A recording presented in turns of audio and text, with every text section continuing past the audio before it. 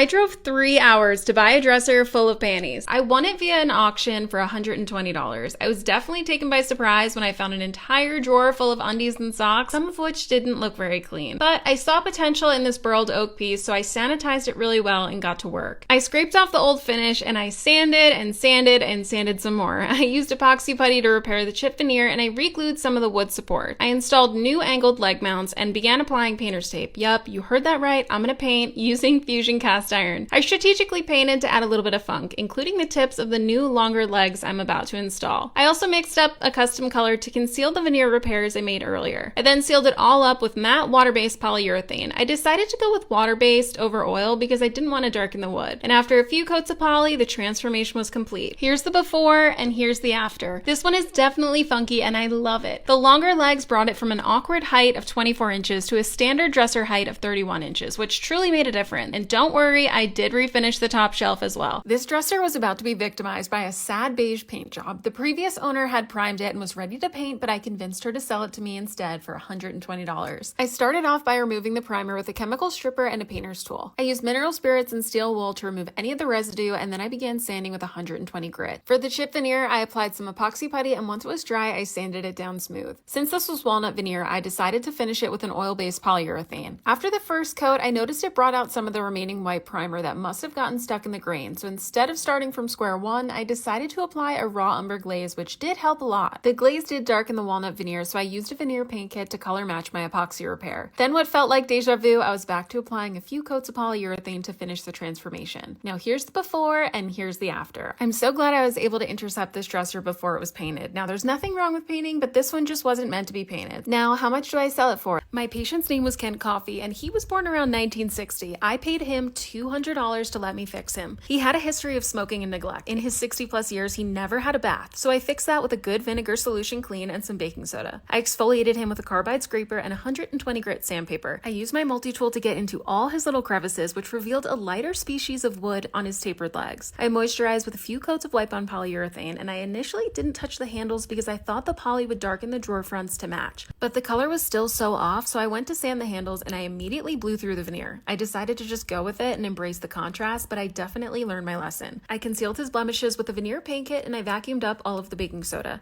I sealed every inch of Mr. Coffey's insides with shellac to seal in any of the lingering smoke smells, and the transformation was complete. Now here's the before and here's the after. Thank gosh Mr. Coffey is a dresser and not a human, otherwise I definitely would have been sued for malpractice. Now do you like the contrast? I turned this $60 dresser into a mortgage payment. You see, this isn't just any dresser, it's a Broyhill Brasilia tall boy. It's like the first edition Charizard of the furniture world. A local college student sold it to me because it didn't go with her decor, but the only downside was that it was spray painted black and it was missing 2 of the original handles. I started off by stripping the black spray paint with a chemical stripper. It was totally tedious and I had to get it out of every nook and cranny. The veneer on the drawer fronts was super thin, so I hand sanded that with 220 grit. I sanded the rest of the piece down with 180 grit to remove any of the remaining varnish. I ordered 2 replacement handles off of eBay, which as you can see cost me a pretty penny. I followed the professional color schedule, which included Mohawk's medium brown wiping stain, followed by a few coats of easy vinyl sealer. Then a few coats of raw umber glaze. I sealed it all up with lots of coats of semi-gloss lacquer. Now here's where we started and here's where we ended up. This was my first mid-century modern restoration and it was totally my gateway piece. I ended up selling this piece for $1,400 and I regret it every day because I loved it so much. My thrift store illegally sold me this chest for $80. Lane cedar chests have been recalled twice for having over 14 fatal accidents due to the auto locking latch. So my first step with this piece was to remove the lock. Then it was time to give it a good clean. Overall, the piece was in decent condition, so I decided to only refinish the top, sanding it with 120 grit. There were some chips to the veneer, so I used pre-colored epoxy putty to fill them in. Once they were dry, I sanded them down to be flush with the veneer. To seal the top, I applied 3 coats of wipe-on oil-based polyurethane, and I also applied a light layer to the rest of the piece just to revive it. My last step was to camouflage some of the blemishes with my veneer paint kit, and the transformation was complete. Now here's the before and here's the after. You're probably thinking, well, that looks the same, and yes, that's the point. My goal is to honor the original piece and fix it up so it can be loved for another 60 plus years. I had a very upset client. Her in-laws were making a short notice visit and she needed nightstands for her guest room ASAP. I luckily found these 2 nightstands at the thrift store that morning and immediately got started. I cleaned, patched up the veneer with Bondo, and taped off the edges. They weren't totally her style, so we agreed on adding green accents to tie them to the current design of her room. The difficult thing is finding the perfect shade of green, but then I thought to myself, what item can I draw inspiration inspiration from, and then I realized flight suit green is the sexiest and best green out there. So I used my color reader Easy to find the exact paint color match, which ended up being Andrian by Sherwin-Williams. I picked up the paint and boy, let me tell you, did that color match spot on. I applied 2 coats on top of the primer and it went on like a dream. I then polished up the wood areas with a nice furniture salve and it was ready to go. Now here's the before and here's the after. I think the green added the perfect touch to this outdated pair of nightstands. Now remind me to bring my color reader Easy the next time my personal fighter pilot brings me to work, because who wouldn't want to know the hex code of $1 million jet? My student loan payment just unexpectedly went from $90 a month to $1,100. So my goal is to flip this $25 buffet for profit so I can make this month's payment. I gave it a good clean and I removed the hardware with my Hart screwdriver, and I started removing the finish with a carbide scraper because the old varnish was so